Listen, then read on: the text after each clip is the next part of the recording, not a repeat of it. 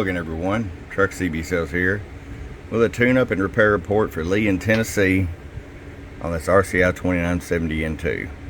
Lee, let me first say I'm so incredibly grateful to have customers like you that are understanding and realize that when I tell someone, hey, I don't know when I can get to it, but you can send it when you want, that means just that. And you've been very patient, and I can't thank you enough, okay? So let's just get right to it, Lee.